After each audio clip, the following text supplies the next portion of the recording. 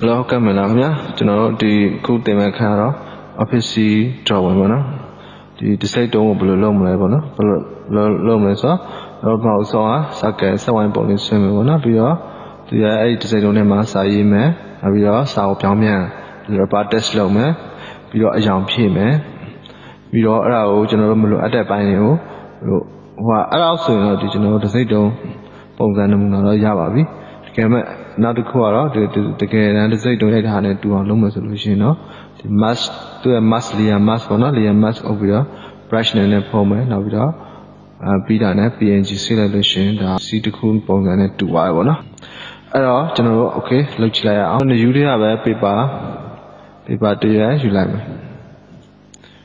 national paper okay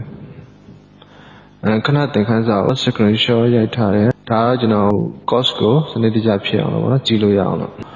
okay အဲ့ဆိုရှင်ကျွန်တော်ပထမဆုံး circuit တစ်ခုဆွဲမယ်ပေါ့ဗျာcircuit တစ်ခုဆွဲမယ်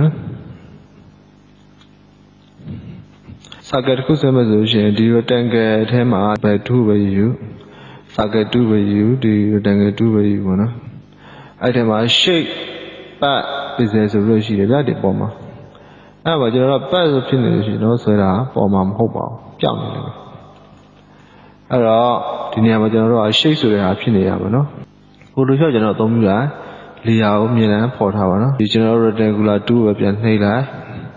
နောက်ပြီးတော့ကျွန်တော်ပေါ်မှာ fade ဖြစ်ထားတဲ့ဟာလေးကိုကျွန်တော်တို့ကဒီဟာလေးမှာဒီ cross လေးကိုနှိပ်လိုက်ဆိုပြောက်သွားတယ် layer နဲ့ကျွန်တော်တို့မှတ်ထားလိုက်မယ် click နှစ်ချက်နှိပ်လိုက်ဒီနေရာတော့ circle လို့မှတ်ထားတယ် CICL circle ကျွန်တော်ကတော့ဒီနေရာမှာအင်္ဂလိပ်စာလုံးတစ်ခုယူလိုက်မယ်နော် tiny လို့ must be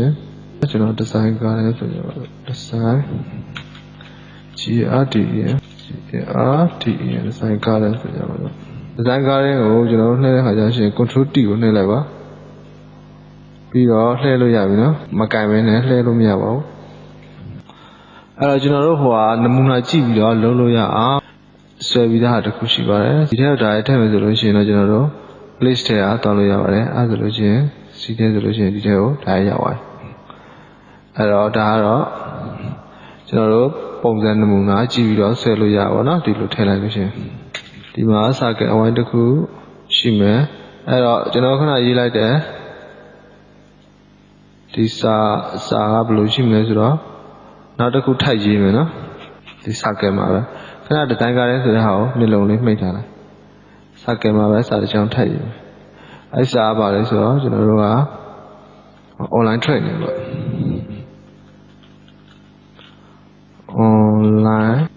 online training TRAINING online training ပေါ့ဗျာအဲ့တော့သူ့မှာဒီမှာကြည့်ပါ IDD Winner Diamond Trading Company Limited ပေါ့သူကအပေါ်အစာလုံးလေးဒီလိုတန်းရှိမယ်အောက်ကစာလုံးလေးကျွန်တော်ထည့်ကြတယ်အဲ့သူကသွားတဲ့ပုံစံချင်းကမတူတော့ဘူးလေနော်သွားတဲ့ပုံစံချင်းဒီဇိုင်းကားလေးကကြတော့ဒီလိုအပေါ်တက်သွားဒီစာလေးလှည့်ရရှင်ကျွန်တော်အပေါ်ပဲတက်သွားမယ်ဒီလိုအောက်ကိုပက်လက်လေးဖြစ်နေတော့ဒီလိုခုံးလေးပဲဖြစ်နေကျွန်တော်အဲ့လိုမျိုးဖြစ်အောင်ဘယ်လိုလုပ်ရမလဲဆိုတော့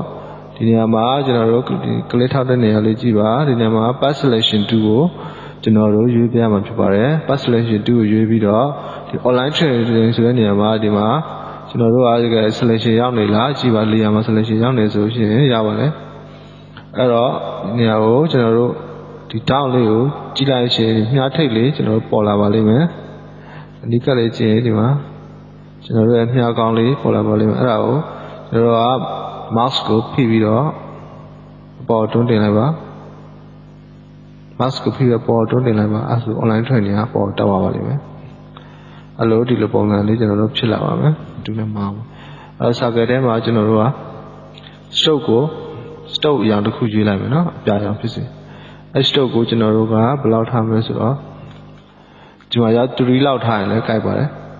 3လောက်ထားတယ်ထားလိုက်ပါအဲ့မှာ3ကျွန်တော်ကထားပြီးတော့ဆိုတော့ထားကြမှာနော်အဲ့တော့နောက်တစ်ခုကဒီလိုဖြစ်ပါလို့ရှိရင်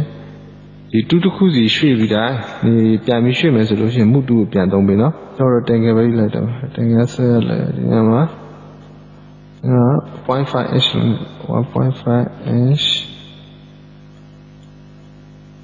1.5 inch okay control အောက်နေလဲပြောင်း control ပိုပြီးတော့ပေါ်လာနေပြီနော်ပြီးတော့ဒီ down နာစီကဒီလိုလေး ဒီလို liquid line တွေကိုဆွဲချပေးပါပြီးတော့ rectangle ကို control သူ့ရဲ့အလယ်လောက်မှာ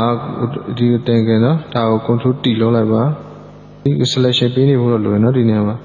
ဒီတစ်ခုကိုလုံးမယ်ကင်မယ်ဆိုလို့ရှိရင်ဒီ layer နေရာမှာ selection ပေးနေဖို့လိုပါတယ်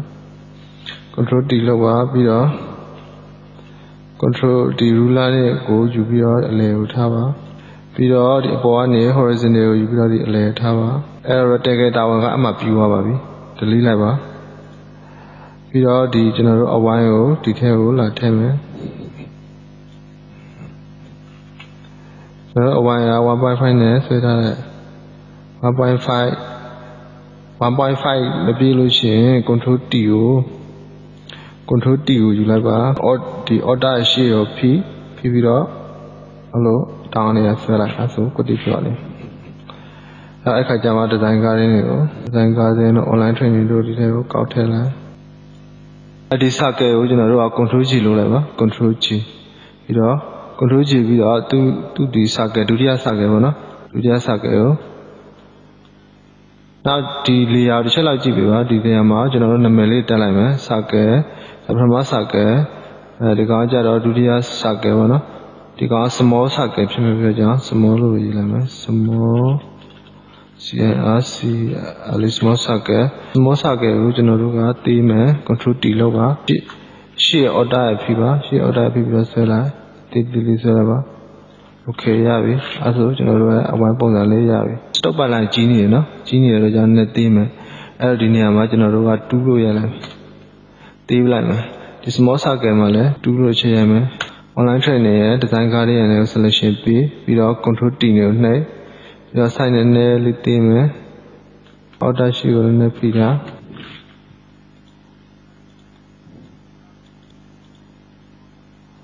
စာနည်းနည်းကြီးလိုက်မယ်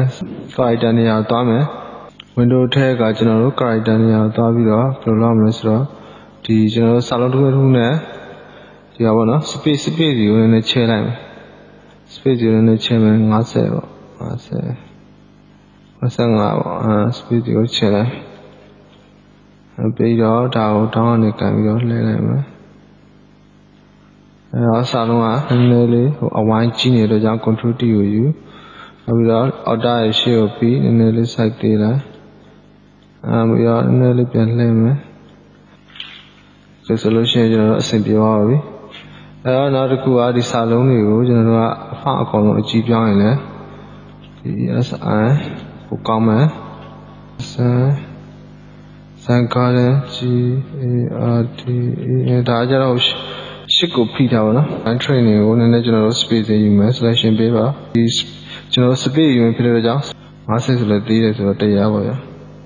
ကျွန်တော်တို့ဖောင်းမလှဘူးเนาะဖောင်းမလှတော့ gradation နဲ့ control A နဲ့ limit position နဲ့ဖောင်းနေကျွန်တော်ယူမယ်ဒီကောင်လည်း online training ကိုလည်း gradation နဲ့ control A နဲ့ limit လိုက်တော့မယ် okay ရလိုက်တော့အရင်အလှဆင်တာများပါအဲ့တော့ဒီနေရာမှာကျွန်တော်တို့တင်ကနေရာမှာ custom shape 2ကိုယူမယ် custom shape 2ယူပြီးတော့ကျွန်တော်တို့က GL လေးထည့်မယ်ဗျာဒီထဲမှာ GL ရှိလား GL မရှိပါဘူးခင်ဗျာ GL မရှိတော့ဒီပန်းပွင့်လေးထည့်ချင်လည်းရတယ်ပန်းပွင့်လေးထည့်ပါ GL ဆဲတဲ့ဟာဒီ polygon GL ကဘယ်နှခုရှိလဲထောင်းက5တောင်းလောက်ရှိမှာပေါ့နော်5တောင်းပေါ့အဲ့တော့ star ပေါ့ဒီမှာ okay ပေါ့အဲ့ဆိုကျွန်တော် star လေးပေါ်လာပါပြီအဲ့ကျွန်တော်လိုချင်တဲ့ star လေးရပါပြီဆိုရင်ကျွန်တော် star လေးကိုထည့်ပါမယ်ဒီထဲမှာကိုထည့်ချင်တဲ့စာသားထည့်ပါနော်ဒီ star အရင်ကြီးနေတဲ့ခါကျတော့ကြီးရတာကိုရုပ်ကားရနေပါလေ okay အဲ့တော့အလယ်မှာပါစာလေး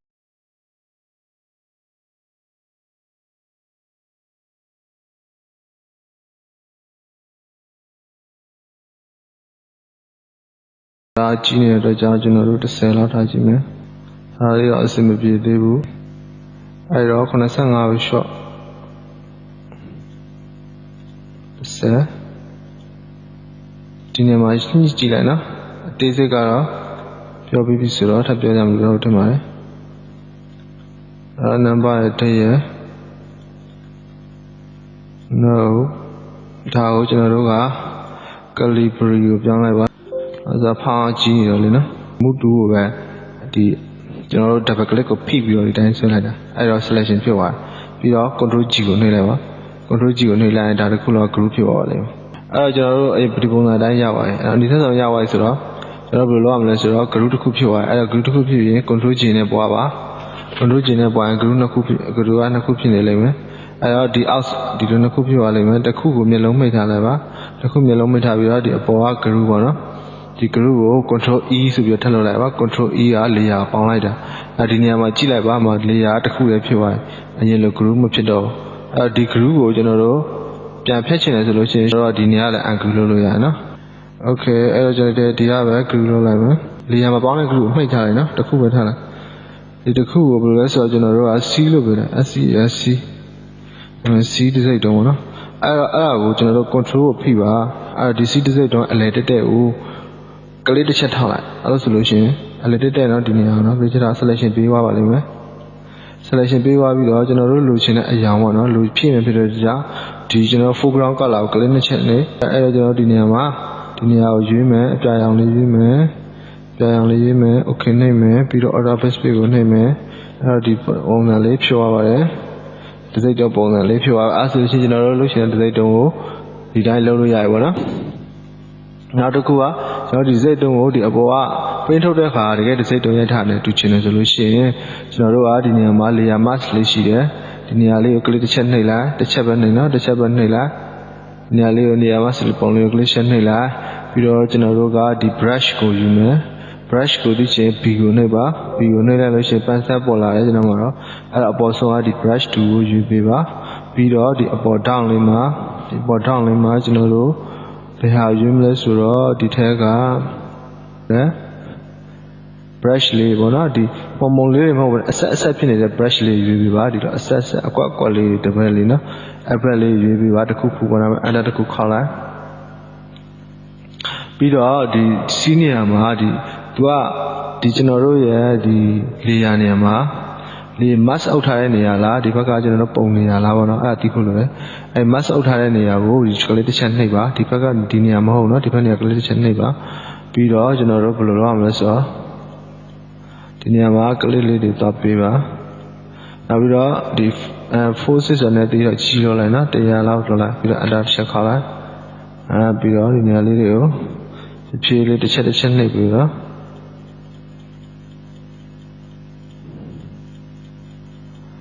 ဆေးမထင်လိုက်တယ်လို့မျိုးပေါ့နော်ဒီစိတ်တော့ပုံစံနမူနာလေးရပါပြီ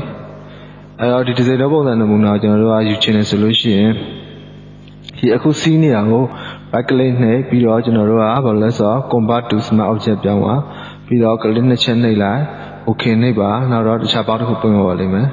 အဲ့တော့ design ကလည်း online training ပေါ့ဗျာပြီးတော့ CS ကိုနှိပ်ပြီးတော့ကျွန်တော်တို့ရဲ့ PNG လေးကိုနှိပ်ပါ this PC ကိုစေးချင်တဲ့နေရာလေးကိုရွေးပါ file ထဲကစီးပါဗျာနော်ကိုစေးချင်တဲ့နေရာမှာစီးပါနော်အဲ့တော့ကျွန်တော်တို့ဒီ logo လေးကိုဒီတစ်စိတ်တုံးလေးရပြီဆိုတော့